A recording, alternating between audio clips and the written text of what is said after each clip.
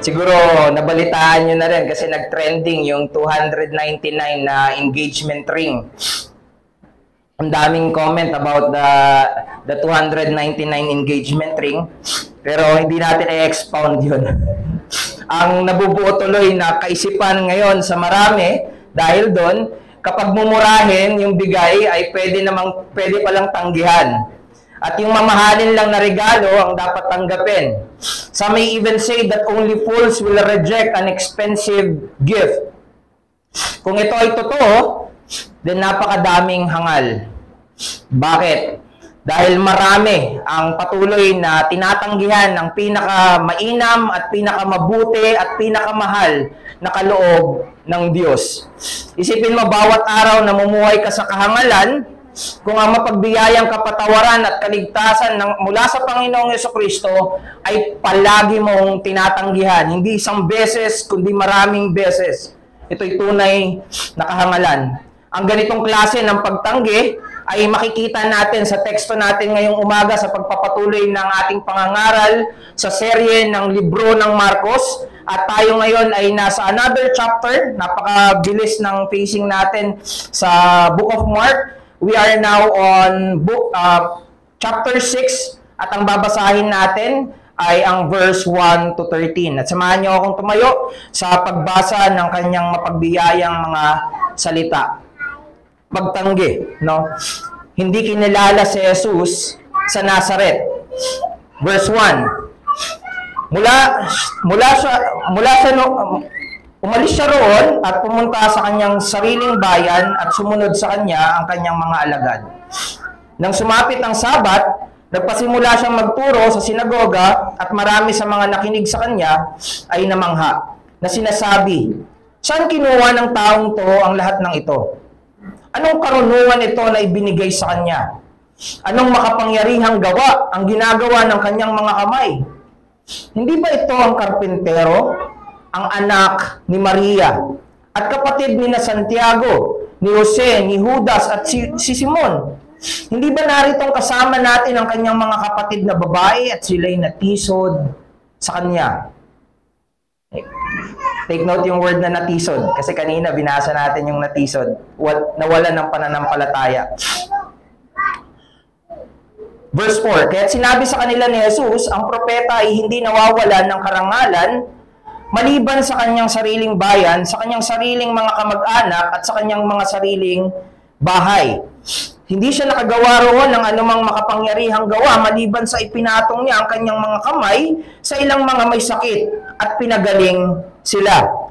Verse 6, Nanggilalas ang Panginoong Hesus sa kanilang hindi pagsampalataya at siya'y lumibot na nagtuturo sa mga nayon na nasa paligid. Verse 7, Tinawag niya ang 12 at pinasimulang isugo sila na 2-2.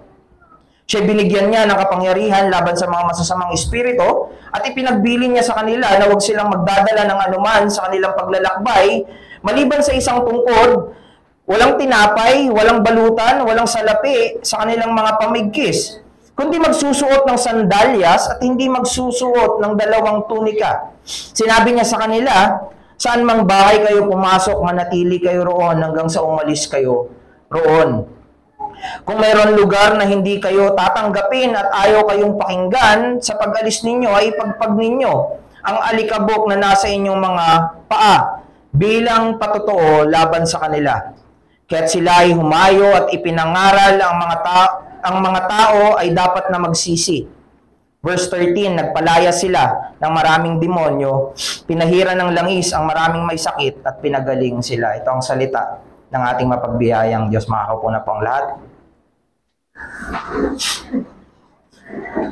After all the welcoming nakita natin, no, sa pangangaral ko nung time na nasa Gerasenes, winelcome, and then ngayon more on rejection na. No, after all the wonders and miracles and teachings ng Panginoong Jesucristo sa rehiyon ng Galilea, ngayon ay nakabalik na siya sa kanyang hometown na Nazareth. No, at sa panahon na ito, kasama ang kanyang mga disipulo. At very significant yung word na kasama niya or ine-emphasize na kasama niya yung mga disipulo. Una, dahil pagpapakita to na ang Panginoong Yesus ay isang tagapagturo. He is a rabbi na merong mga tagasunod. Ang mga tao noon ay hindi basta-basta susunod kung hindi nila nakita yung galing, yung reasoning ng tagapagturo. And Jesus has many followers, but specifically dito, yung mga alagad, yung sa 12, no?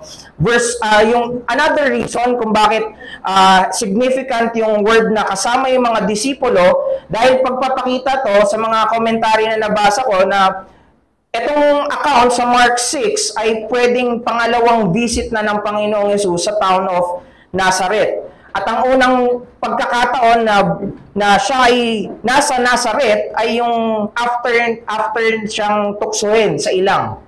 Sa Luke 4, mababasa natin doon na walang binanggit doon na kasama niya yung mga alagad, and right after ng kanyang pagtukso sa kanya, nag-start siya doon sa hometown. No?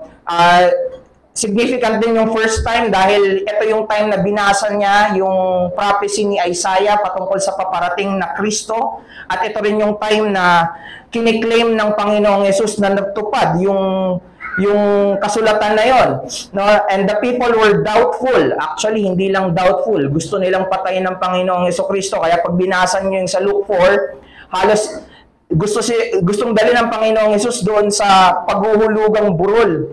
Biro mo, papatayin ng Panginoong Yesus dahil sinasabi niya na siya yung Mesiyas o yung Kristo. No? Then when the Sabbath came, doon nakita natin, he publicly ministered by teaching in his family synagogue. Mahalaga rin to na makita natin dahil makikita natin dito na halos karamihan na nandun, 30 years na nandito ang Panginoong Jesucristo, at mga kasama niya sa synagogue ay mga taong kakilala si Jesucristo. No, the initial response of the people na nakikilala ang Panginoong Jesucristo ay nakita natin at nabasa natin. Sila ay namangha sa kanyang karunungan. Sabi pa ng iba, saan niya kinuha yung ganito? Kilala natin to eh. Saan siya natuto? Anong karunungan ang ibinigay sa kanya? They know that Jesus is not a school, hindi siya nag-aral sa isang school para maging isang rabbi. Maliit lang yung town ng Nazareth, kung kaya alam nila na si Jesus ay hindi nag-aral sa eskwelahan, and yet he spoke clearly and with authority. And so they were also amazed, hindi lang sa paraan ng pagsasalita ng Panginoong Yesus, hindi rin ma-deny kung gaano kamangha-mangha yung ginagawa niyang mga mirakulo, no?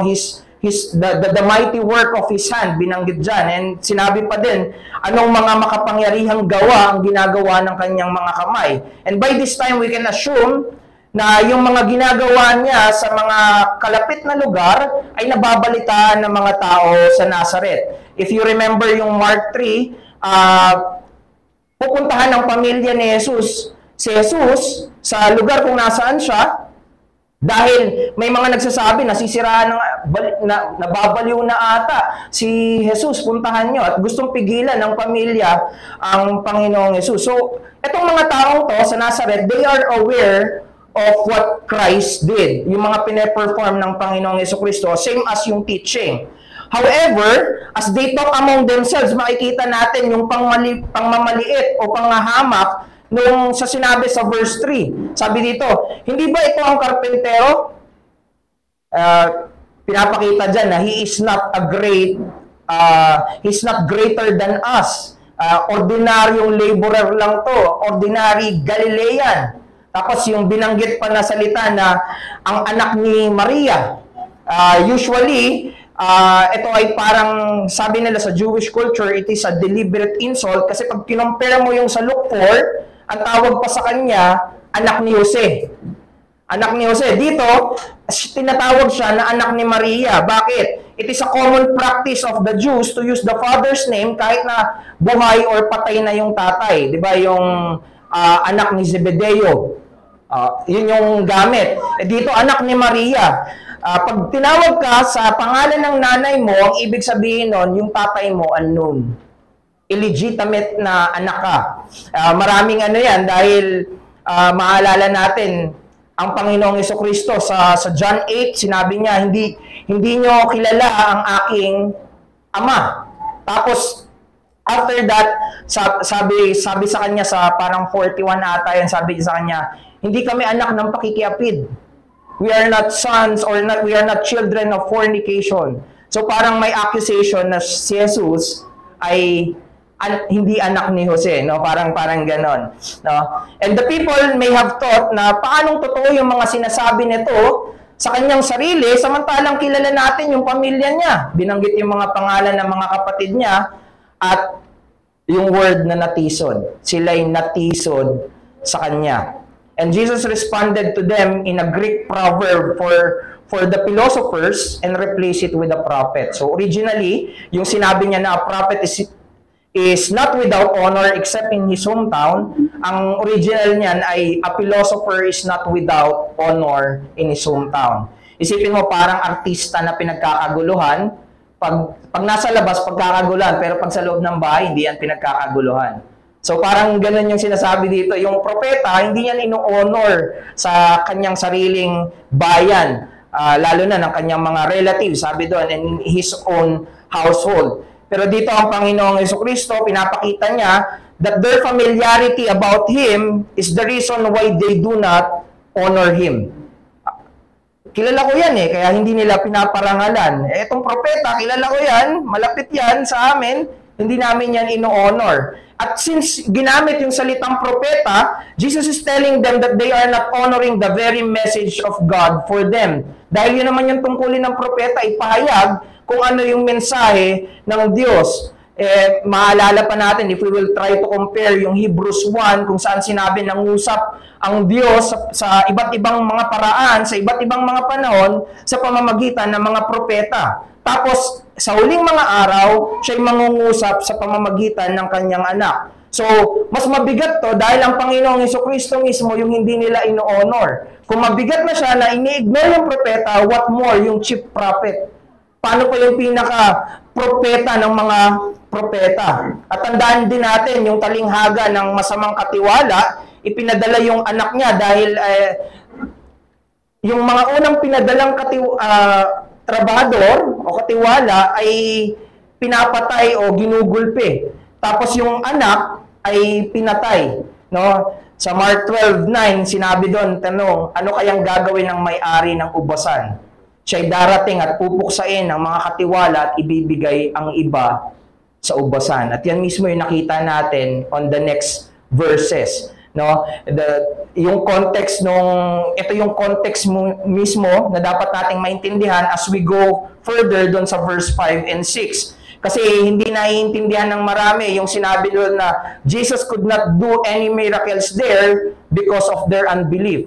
Na para bang pinipigilan, si Jesus ay kayang pigilan ng kawalan ng pananampalataya. At tandaan natin, yung mga previous na healing, may mga miracles ng Panginoong Yesus, maalala natin na, totoo na ginagamit na instrumento yung pananampalataya nila para pagalingin. Pero halimbawa na lang yung demonyo. May pananampalataya ba siya nung pinagaling siya ng Diyos? Hindi. So, kayang kumilos at gumawa ng Panginoong Jesucristo with or without faith of the people. Malaya siya, may kapangyarihan siya. Kaya pag binasa natin ito, binabasa natin siya na merong otoridad ang Panginoong Jesucristo, may karapatan ang Panginoong Jesucristo. No? Napakalaking insulto na isipin natin na hindi magawa ng makapangyarihang Jesus yung mga gusto niya dahil merong mga hindi naniniwala. This will never be the case. Anong ginagawa sa mga tumatanggi at nangahamak sa mga propeta ng Diyos? Naalala, merong reading sa Hosea 9:7 na sinabi, mga taga-Israel, dumating ang araw ng inyong kaparusahan, ang araw na gagantihan kayo sa inyong mga ginawa. Paano nila malalaman na darating yon? Tiyak na malalaman ninyo na dumating na nga ito dahil sinasabi ninyo ang propetang yan ay hangal, isang lingkod ng Diyos na nasisiraan ng ulo. At ito mismo yung accusation kay Christ. Nasisiraan ng ulo, hangal siya. Ang sabi doon, pupuksain. Kaya yung ginawa niya dito na hindi pag-perform ng mga miracles ay dahil sa pagpaparusa. So pag binasa natin siya, tignan natin ang Panginoong Jesucristo na may karapatan na magparusa. At parusa yon sa kanila na tumatanggi sa inaalok ng Panginoong Hesukristo. No? God has the right to punish at mas lalo itong bumibigat when God's prophet is rejected. Now, Jesus is not powerless as we have seen sa mga gawa niya. On the contrary, what people neglect is the fact that Jesus has the authority to reject. Christ will reject those who will not believe. Therefore, ang dahilan kung bakit hindi gumagawa si Jesus ng himala sa Nazareth ay bilang parusa sa kanilang kawalan ng pananampalataya. At alam natin na mabigat ma-reject, lalo na ng mga taong malalapit sa atin. Kung naranasan mo na tanggihan, ay alam mo kung gaano kabigat. Yung simple nga lang ay simpleng pag-reject lang, maintindihan mo, paano pa kaya kung pamilya mo, mga taong malapit sa'yo, yung magre-reject sa'yo. Pero as we can see, this rejection did not stop Christ to do His mission. Mababasa natin yan sa verse 6. Nilibot ni Jesus ang mga kanayunan at nangaral sa mga tao. At ito'y tila naging actual din. Yung rejection kay Christ ay parang naging pagtuturo rin ng Panginoong Hesukristo sa mga disipulo kung ano yung gagawin nila when they experience different kind of rejection. At anong gagawin nila? To continue in the gospel mission. Kagaya ng Panginoong Hesukristo, magpatuloy ka sa misyon. Nagpatuloy ang Panginoong Hesukristo ang mga alagad niya after rejection, no matter what kind of rejection, they will continue with Christ's mission. No, tinawag ni Jesus ang 12 apostol at sinugo nila yung dalawa-dalawa, binigyan niya sila ng kapangyarihan at they went to preach that people should repent. Kaya kung may mensahe tayo na hahanguin natin dito ay ito. Even though familiarity o yung mga nakasanayan, even though it breeds rejection, Christ still responded with the mission. Napaka mapagbiyaya ng Panginoong Hesukristo na tumugon ng isa pang misyon. Kung tayo lang yan, hindi na tayo tutugon, no? And anong ginawa niya dun sa misyon na yon? He used a frail instrument, yung kanyang mga mahihinang mga disipulo, ng mga nakadepende sa kanya to reach every nation. At to further expound on the message that we have today, titignan natin yung dalawang punto. Familiarity breeds rejection, namumunga. Yung nakasanayan ay namumunga ng pagtanggi o maaaring mamunga ng pagtanggi at yung pagtanggi ay maaaring mamunga ng misyon. So, tignan natin yung verse 1 to 6. No? Yung familiarity breeds rejection. At ito mismo yung makikita natin if we will try to summarize na yung nakasanayan nila ay nagdulot ng pagtanggi sa kanila.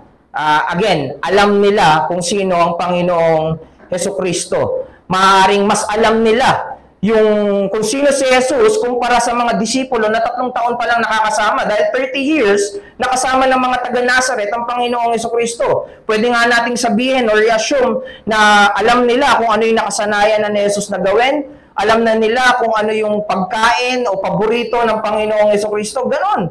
Pwede nating isipin dahil for 30 years, nakasama nila ang Panginoong Hesus. Pero maganda rin na makita natin na sa lahat ng sinabi ng mga tao ng Nazareth, wala silang nabanggit na kasalanan sa Panginoong Hesus. Sapagkat alam nila for 30 years hindi nagkasala ang Panginoong Hesus. No matter how much they know about Jesus sa kanyang 30 years na pamumuhay, hanggang paghanga na lang yung makikita natin sa kanila. They were amazed with the wisdom and work, but they refused Jesus as He claimed that He is the Christ. No? And why did they refuse Jesus as the Christ? Bakit nila tinanggihan ang Panginoong Hesukristo? At sinabi ng Panginoong Hesus on verse 6, because of unbelief. Kaya pwede nating sabihin na as long as the sin of unbelief is residing in the house of our familiarity, no matter how great or comfortable we are with our familiarity, it will still reject Christ amid His surpassing beauty. Habang ang kawalan ng pananampalataya ay nananahan sa ating mga nakasanayan, tatanggihan nito si Kristo sa kabila ng higit niyang kagandahan. The problem is not our familiarity. Hindi yun yung problema. Dahil may mga familiarity that are good. and may lead us to commitment. May mga familiarity like disciplines. Kailangan masanay ang katawan na ginagawa ko to. Or halimbawa, sa mga kumakanta, meron silang tinatawag na muscle memory. Paano yan nade-develop? Di ba yung repetition para maging familiar? So, those are things na masasabi natin, familiarities are somehow good.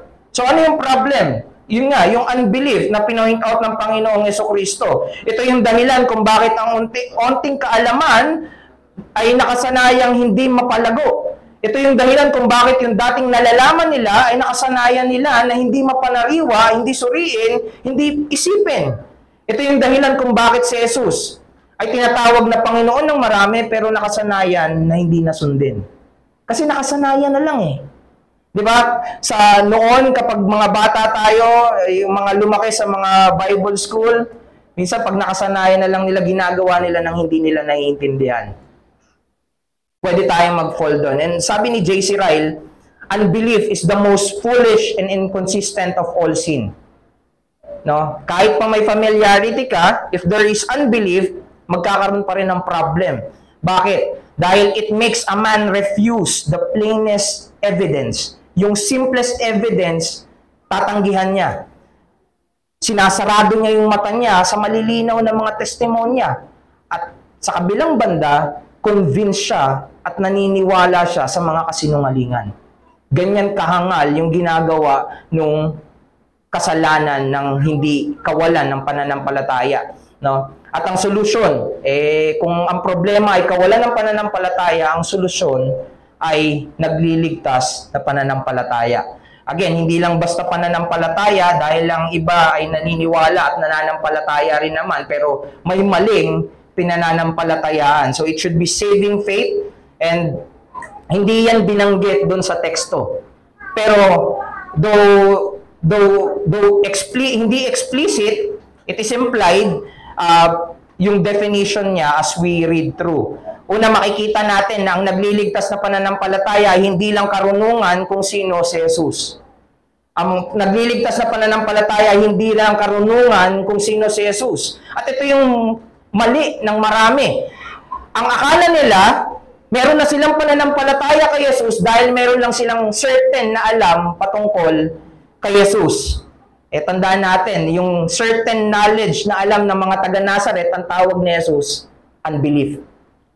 Yung mga taga-Nazaret, maaaring mas marami pang alam kaysa sa atin, yet it is called unbelief. Ang demonyo, mas maraming nalalaman sa atin, yet they do not have faith. No? Pangalawa, saving faith involves understanding and the will.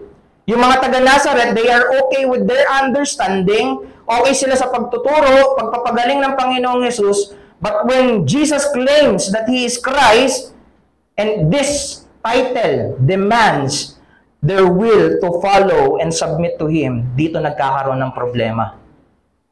Okay ako na nagtuturo ka, okay ako na nagpapagaling ka, pero kung susunod ako sa iyo, problema yan. Ayoko niyan. Yun yung naging problema ng mga taga-Nazaret. At bakit? Dahil sa unbelief. No? Sabi sa verse 3, no? Ang ano lang dito, kung hindi ka susunod at hindi ka magpapasakop sa Panginoong Jesucristo, ito na yung downfall na magsisimula ka na parang hamakin mo at maliitin ang Panginoong Jesucristo. Kaya yung mga wording sa verse 3 ay panghahamak at pangmamaliit na kay Jesus. Di ba karpintero lang yan? Di ba anak lang yan ni Maria? Ganun siya tinitignan. Ano? Pang-apat, saving faith will honor Jesus as the Christ. Yung verse 4, nung sinabing ang propeta ay dapat pinaparangalan, ibig sabihin, pinapakita sa atin na dapat ang nagliligtas na pananampalataya ay may pagpaparangal sa Panginoong Jesucristo. This is what the people of Nazareth failed to do. They are okay na sila lang yung pinaglilingkuran, tinuturuan, pinapagaling, pero kapag sila na yung tinawag na maglingkod, they will refuse to serve because they do not honor the lordship of Christ. Ang nagliligtas na pananampalataya, tandaan din natin, it is growing our knowledge. Yung paglago natin sa kaalaman at pagkaunawa kung sino ang Panginoong Jesucristo, nang sa ganon tayo ay makakapaglingkod sa Kanya at makakapagpasakop sa Kanya sa Kanyang pagiging Panginoon para sa karangalan niya. Kapag pinagsama-sama natin yung definition na yon, it only says na ang nagliligtas na pananampalataya ay lumalago ang kaalaman, naghahangad na lumago yung kaalaman nang sa ganun siya ay makapaglingkod at makagawa at makapagpasailalim sa pagiging Panginoon ni Kristo para sa karangalan ni Kristo. So, may makikita natin na aral, familiarity without saving faith will just lead us to indifference. Ang pagiging, yung mga nakasanayan nating kaalaman, kung wala yung nagliligtas na pananampalataya, dadalhin lang tayo nito sa indifference or pagsasawalang bahala instead of commitment. Ang dahilan ng pagsasawalang bahala, ang nasa likod nun ay kawalan ng pananampalataya. Whenever we do yung mga indifferences, yung mga pagsasawalang bahala, nandoon nakatago yung mga kawalan ng pananampalataya. Pero yung familiarity that is with faith, at dadaling ka naman nun sa commitment. Mas malayang pagbibigay ng sarili. Tandaan natin, as spectator, madaling makita yung kahangalan ng mga taga-Nazaret. Pero kung susuriin natin, yung mga sarili natin, hirap tayo na makita yung parehas na kahangalan na nasa atin. Ganyan yung mismo kapag naglalaro ka ng chess. Ang dami mong alam, ganito dapat, ganito, mali! Pero kapag tayo na yun nandun, hindi natin nakikita yung mga mali nating galaw. No, ganito mismo yung pwede nating maging posisyon kapag sinasabi natin ang hangal naman ng taga-Nazaret. Pero hindi natin nakikita yung mga sarili nating kahangalan. Biro mo, sasabihin mo, hangal nung Nazaret kasi hindi nila kinilala yung pagiging Panginoon ni Jesus. Ikaw ba, kinikilala mo ba ang pagiging Panginoon ng Panginoong Jesus? O pinipili mo lang yung pagiging Panginoon niya sa certain areas of your lives. At hindi mo tinatawag na kahangalan yon. Do we recognize His Lordship kapag dumating yung malungkot, mahirap, inconvenient, when trouble comes? Siya pa rin ba yung Panginoon na kinikilala mo? Do we say, yes Lord, kahit hindi pabor sa atin? Nagpapasako pa rin ba tayo sa Kanya? Do we still call Him Lord when His answer is no to us? Kinikilala lang ba natin yung Lordship niya kapag fit lang sa mga set terms and preferences natin yung Panginoong Jesus? We may have the knowledge and familiarities of who Jesus is, but the question, do we have saving faith? Hinahangad ba natin na lumago tayo ng karunungan, kaalaman, hindi para maging mas magaling sa katabi mo, kundi para mas makilala, mas maibigay mo yung buhay mo sa Panginoong Jesucristo? Hinahangad mo ba ang Panginoong Jesus? May mga bagay na parang hindi mo maipaliwanag, pero when you try, alam mo yun, minsan pag sinasabi ko, mahal ko yung asawa ko, minsan without reason, parang iniisip ko, may reason naman. Pero minsan hindi ko na kailangan ni-explain. Ang alam ko, mamahalin ko siya. Ganun ba yung parang pagtingin mo din sa Panginoong Jesucristo? Kung wala tayong kaalaman kung sino ang Panginoong Jesucristo, paano mo siya pananampalatayaan? At kung lumalago ka sa kaalaman kung sino ang Panginoong Jesucristo, lumalago rin ba yung pag-hold mo sa Panginoong Jesucristo?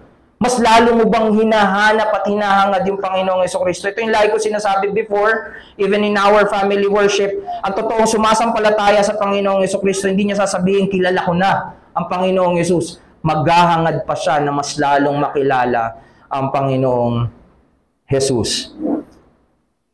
Saan mo ba nakikita yung sarili mo ngayon? Kapag ini-evaluate natin, nasa pananampalataya ba ako? Nakikita mo ba yung sarili mo sa pagsasawalang bahala o sa mas malalim na pagbibigay ng iyong sarili sa Panginoong Jesucristo? Nagtitiwala ka ba sa mga gawain na inuutos ng Diyos sa iglesia? Dahil ang gawain ng iglesia ay gawaing pinag-utos ng Panginoong Jesus. Tandaan natin, ang pagsasawalang bahala ay hindi mula sa pananampalataya. Indifference will make us vulnerable, gradually making way to our departure of faith. Ito yung dahilan kung bakit maraming tumatalikod sa pananampalataya. Nagsimula lang sa maliit na pagsasawalang bahala, inalagaan, pinalaki, at ito'y naging pagtalikod kay Kristo.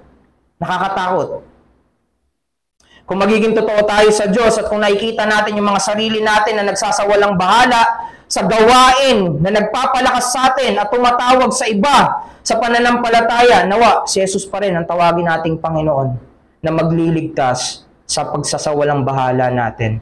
Whenever you say na parang repeated lang, whenever you say na parang ito yung kasalanan na paulit-ulit akong bumabagsak, call for help.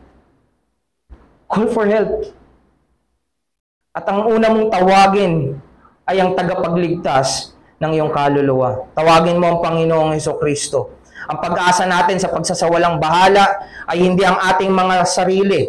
For sure, we will fail and disappoint others when we try to. Pero salamat dahil ang mabuting balita ay hindi nakadepende sa mga kakayahan at kabiguan natin.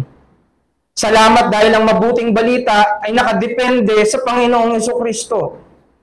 Kung kaya bubalik ka at tumingin ka sa pag-asa ng kaluluwa mo, tumingin ka kay Hesukristo. Siya ang Panginoong magliligtas sa iyo, hindi lang sa isang araw na nanalangin ka ng tagapagligtas, kundi siya yung Panginoon na araw-araw na hindi magsasawang iligtas ka sa bawat kasalanan na kinakaharap mo. Siya hindi Panginoon sa isang araw, siya ay Panginoon araw-araw. Siya ay tagapagligtas, hindi isang araw, kundi tagapagligtas araw-araw.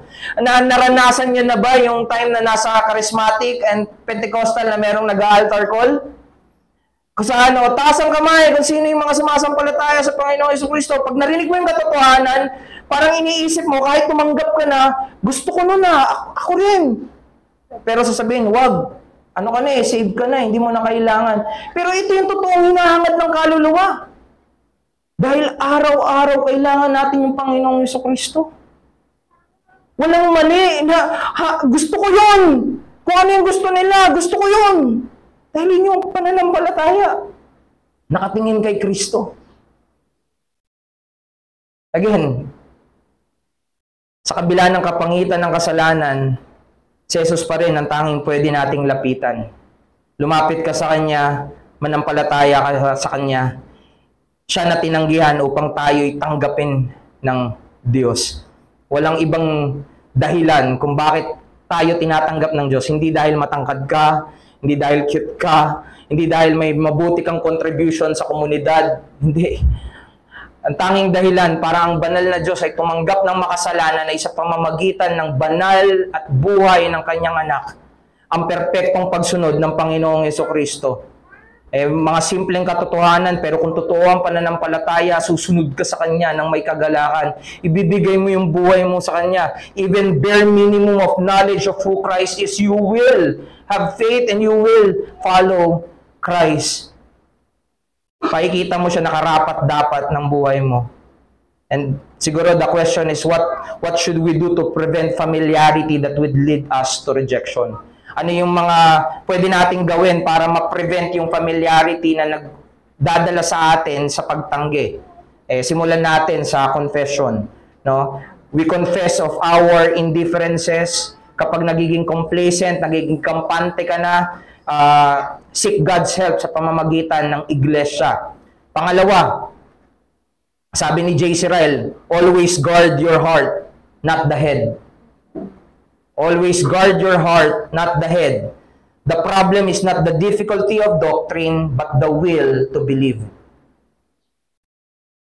Kaya dapat bantayan natin yung mga puso natin sa mga bagay na nakikita natin na parang wala tayong pananampalataya. Pangatlo, be familiarized. Be familiarized with His saving grace. Be familiar with His means of grace. Be familiar with His people of grace. Use these religious familiarities to grow your faith in the Lord Jesus. At ang hamon sa atin, magkaroon tayo ng active engagement, genuine commitment, sa religious familiarity. Actually, yung religious familiarity parang yung ordinaryong mga kaparaanan ng Diyos. Ito yung kaparaanan para bantayan yung kondisyon ng ating mga kaluluwa. Tayo lumago sa karunungan na hindi hiwalay sa paglilingkod. Kasi marami sa atin, natututo, pero ayaw mag-commit, ayaw maggumawa, ayaw maglingkod. Magkasama yan . Magkasama yung karunungan at yung paglilingkod. The reason why you want to grow in knowledge is because so that you can serve and do more for your Lord. Grow in your heart for Christ and His people. Magkaroon ka ng pakialam sa mga tao ng Diyos. Sabi ko nga nung nakaraan din in our family worship, paano mo masusukat yung mga bagay na binibigay mo sa Diyos? Tignan mo yung binibigay mo sa mga tao ng Diyos. That's to help us evaluate ourselves, no? Tandaan natin that lack of interest or concern or commitment to the Christian belief can lead us to gradual distancing. Unti-unting ilalayo tayo ng mga lack of interest, lack of concern, lack of commitment. Sabi natin, okay lang, unti lang naman, marami pa namang gumagawa. Pero yun mismo ay nakakapanghina. Yung ganong klase ng ideya na nakikita sa mga gawa mo, okay lang, marami naman sila. Okay lang, marami naman nang tumatayo. Okay lang naman, marami nang gumagawa. No? Nakakapanghina yung ganong klase ng kaisipan. Isipin mo kung lahat ng miyembro ng iglesia ganun na yung iniisip. Paano kikilos ang iglesia? Yung ginagawa natin doesn't really honor God. So again, to simplify, familiarity plus unbelief is equals to indifference. Kapag ang familiarity mo, sinamahan mo ng unbelief, ito ay magiging pagsasawalang bahala, at kapag lumago to, it will be just an angry rejection. Pero familiarity plus faith will give us commitment na lumalago naman to a happy reception. Ito yung dahilan kung bakit may kasiyahan nating tinatanggap kahit yung mga bagay na mahirap lunukin. Yung mga katotohanan na mahirap lunukin pero naniniwala ka na nakikita mo kasi sa kasulatan. So, again, have faith to ask for Christ's saving faith. Pangalawa, rejection breeds mission. Ang pagtanggi ay nagbubunga ng mission. There is suffering even in simple rejection, and what more if the rejection has been experienced repeatedly? Paano kung yung pagtanggi ay paulit-ulit na lang na para bang walang pag-asa, no? Tapos may insulto pa.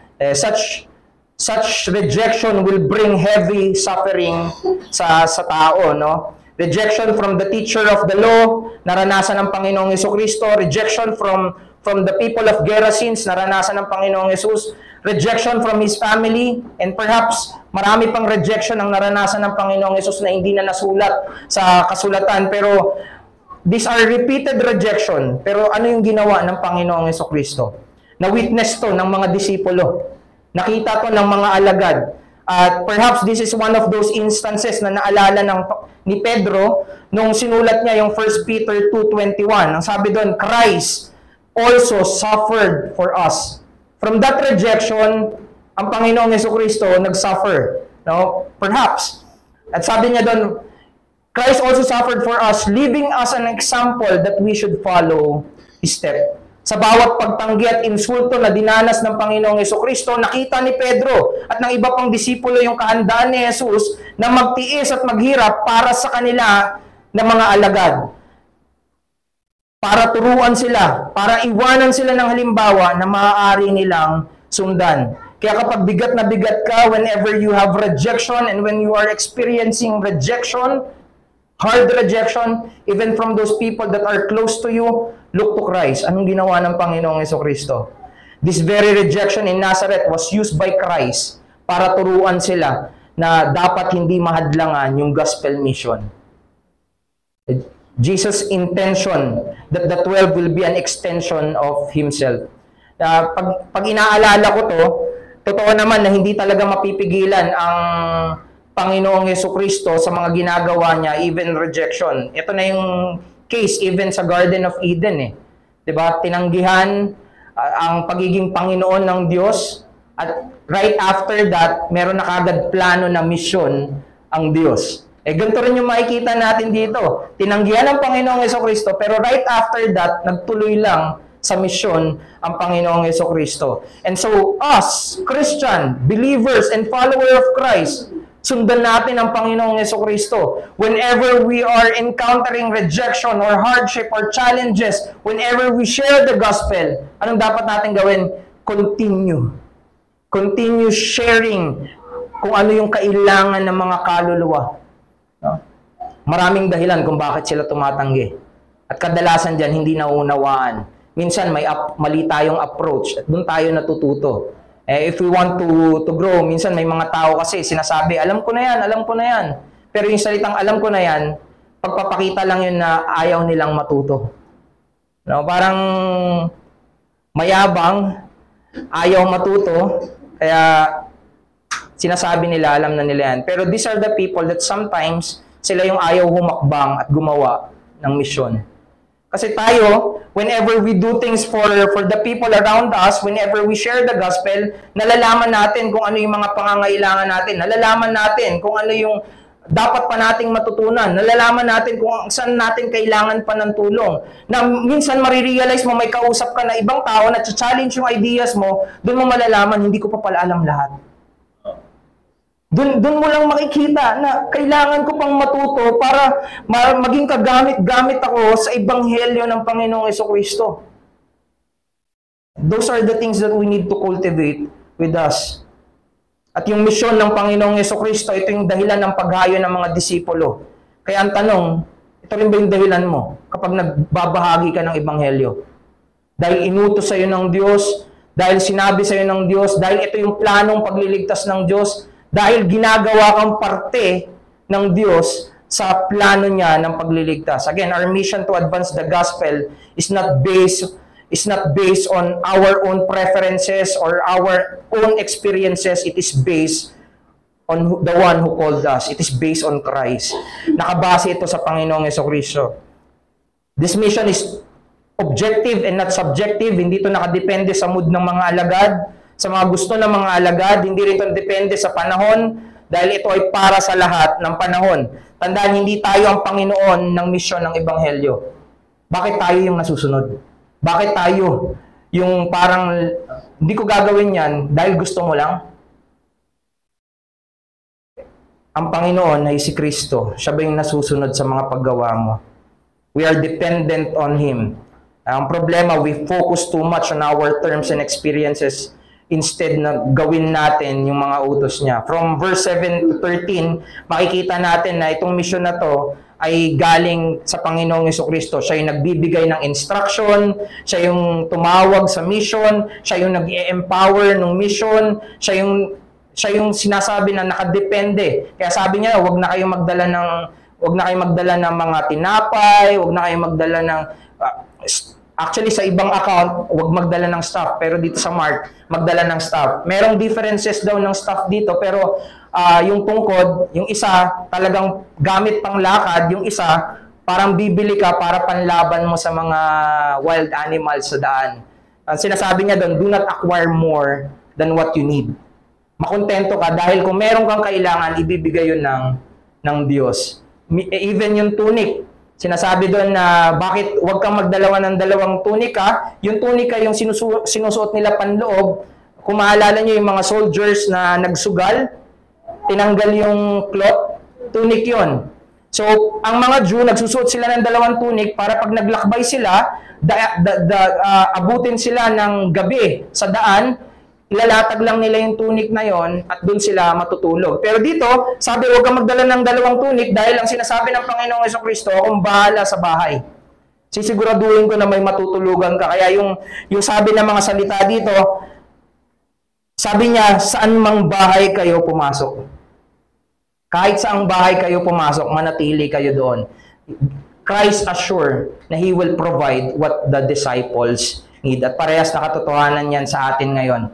Whenever you try to reach someone, God will provide what you need para maabot sila. Pero wag nating expect na isahan lang yon at madalian lang yon. Again, commit yourself on that. At ang Panginoon ang nagpapabunga.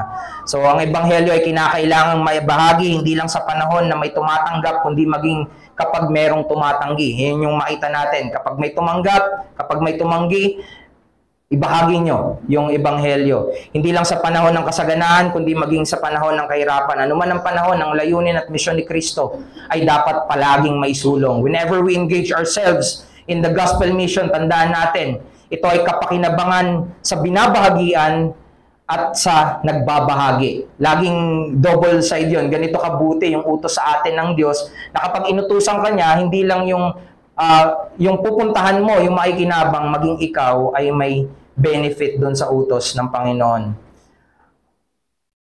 Sabi doon sa verse 7, yung pairs of sandals, hindi pala yung pairs of sandals, nung hinayo niya ang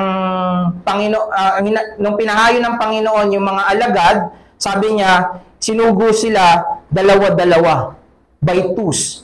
Bakit? It is safer and it is wiser not to be alone. Pero pinapakita rin dito na kapag may kasama ka, merong encouragement. No? Two is better than one. Ito ay para sa kapakinabangan ng mga babagian ng mensahe dahil ito ay pagpapakita na yung dala-dala nilang mensahe, it is to verify the truth of what they bring. Yung patotoo ng mensahe na dinadala nila. Again, kapakinabangan doon sa isinugong alagad, kung saan meron siyang mag-i-encourage sa kanya, may kasama siya, hindi siya mag-isa, pero kapakinabangan din sa binahagian dahil ito ay pagpapakita na totoo yung mensahe na binibigay sa kanila. Pinapakita din ito sa mensaheng ipapangaral sa mga alagad, yung mensahe ng pagsisisi. Ito ay yung message of repentance. Ito ba ay para lang sa mga binabahagian o pati sa mga nagbabahagi? And we know na ang pagsisisi ay hindi lang para sa mga wala pang pananampalataya, kundi maging sa atin din ng mga sumasampalataya. Mga tinawag sa araw-araw na pagsisisi. Bawat Kristiyano ay tinatawag na magsisi. Ang tanong, nagsisisi ka ba? Ang tanong ay pinapanariwa mo pa ba at sinusuri mo pa ba yung mga kasalanan na dapat mong pagsisihan? Simula nung mahulog ang tao sa kasalanan, we can say na walang panahon na hindi natin kinailangan ang Ebanghelyo. Habang nasa mundo tayo na bumagsak sa kasalanan, bawat tao ay nangangailangan ng mensahe ng kaligtasan. Ito yung dahilan kung bakit nagsusugo si Jesus ng kanyang mga alagad noon, nagsusugo pa rin ang Panginoong Jesus ng mga alagad niya ngayon. Kaya yung aral, ang Ebanghelyo ay palaging kailangan maging sa panahon na ito'y tinatanggihan. Ang Ebanghelyo ay kinakailangan ng mga tumatanggi, maging natin na pinapabuti, natin na mga nire-refine. So the gospel is always needed even in times when it is rejected, not just by the one who declined, but also to us who are being refined. Actually, itong gospel na to ay pagpapabanal sa mga sumusugo.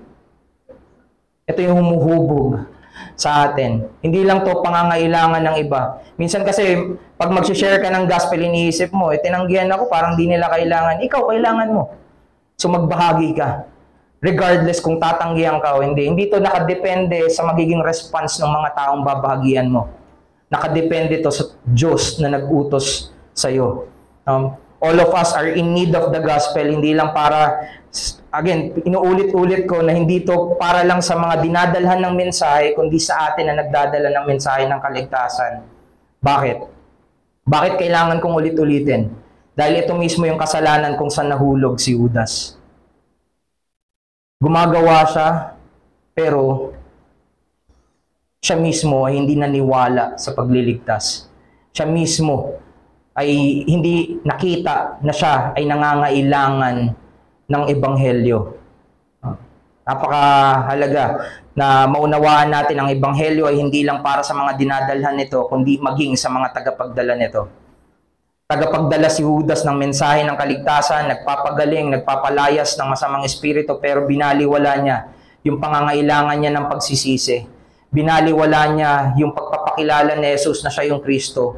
Sumunod siya pero wala sa kanya yung tunay na nagliligtas na pananampalataya. This is how important faith is. Pwede kang gumagawa pero mapapahama ka. Kahit pa ginawa mo yung pinakamabuti, mapapahama ka kung ginawa mo yun ng walang pananampalataya kay Kristo. Kung hindi mo nakikita yung personal na pangangailangan mo sa pananampalataya, kahit magbahagi ka ng Ebanghelyo, ikaw mismo hindi kumbinsido. Hindi lalago yung confidence mo sa gospel na binabahagi mo dahil ikaw mismo walang pananampalataya dito. Ang panawagan sa iyo ay magsimula ka sa Panginoong Yesus, siya na saving object of faith at lumago ka sa Kanya.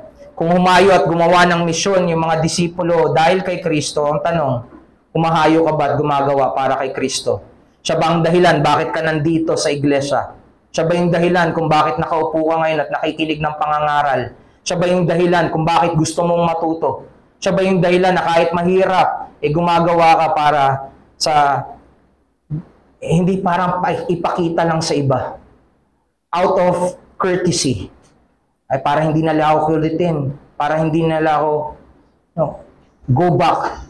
Na yung bagay na ginagawa mo, siya, para sa kanya na nakakakita ng puso mo.